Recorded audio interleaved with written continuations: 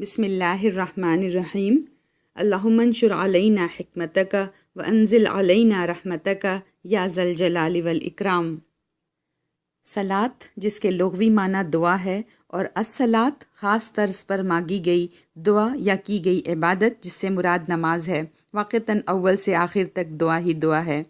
آغاز وضو میں دعا، وضو کے بعد کی دعائیں، دوران اذان اور اذان کے بعد کی دعا، اذان اور اقامت کے درمیان دعاؤں کی ترغیب، دوران نماز دعائیں ہی دعائیں، اور نماز کے بعد کی دعائیں، گویا دعا ہی نماز کی روح اور جان ہے۔ اور اللہ کے رسول صلی اللہ علیہ وسلم نے ہمیں یہ ساری دعائیں سکھائیں۔ اسی طرح اسلام کی دوسری بنیادی عبادت دعا ہی ہے، اور آپ صلی اللہ علیہ وسلم نے ہمیں اس کی بھی تعلیم دی۔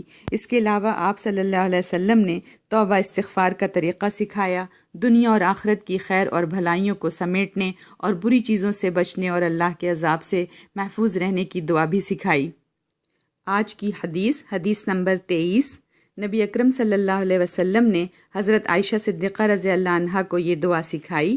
ان عائشہ رضی اللہ عنہا ان رسول اللہ صلی اللہ علیہ وسلم علمها هذا الدعاء: اللہم انی اسألک من الخیر کلہ عاجلہ وآجلہ ما علمت منہ وما لم اعلم واعوذ بک من الشر کلہ عاجلہ وآجلہ ما علمت منہ وما لم اعلم اللہم انی اسألک من خیر ما سألک عبدک ونبیک واعوذ بک من شر ما عاذ بہ عبدک ونبیک اللہم انی اسألک الجنۃ وما قرب الیہا من قول او عمل واعوذ بک من النار وما قرب الیہا من قول او عمل واسألک ان تجعل کل قضاء قضیتہ لی خیرا۔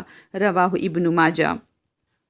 حضرت عائشہ صدیقہ رضی اللہ عنہا سے روایت ہے کہ نبی اکرم صلی اللہ علیہ وسلم نے انہیں یہ دعا سکھائی: یا اللہ، میں تجھ سے ہر طرح کی بھلائی مانگتا ہوں، جلد یا دیر کی، جسے میں جانتا ہوں اور جسے میں نہیں جانتا، اور تجھ سے پناہ طلب کرتا ہوں ہر طرح کی برائی سے، جلد یا دیر کی، جسے میں جانتا ہوں اور جسے میں نہیں جانتا۔ یا اللہ، میں تجھ سے ہر وہ بھلائی مانگتا ہوں جو تجھ سے تیرے بندے اور تیرے نبی نے مانگی، ہر اس برائی سے تیری پناہ طلب کرتا ہوں جس سے تیرے بندے اور تیرے نبی نے پناہ مانگی۔ یا اللہ، میں تجھ سے جنت کا سوال کرتا ہوں، اور ایسے قول و فعل کا بھی جو جنت کے قریب لے جائے۔ یا اللہ، میں تیری پناہ طلب کرتا ہوں آگ سے، اور ایسے قول و فعل سے جو آگ کے قریب لے جائے۔ یا اللہ، میں تجھ سے درخواست کرتا ہوں کہ تو نے میرے لیے جس تقدیر کا فیصلہ کیا اسے میرے حق میں بہتر بنا دے۔ اسے ابن ماجہ نے روایت کیا ہے، اور یہ حدیث صحیح ہے۔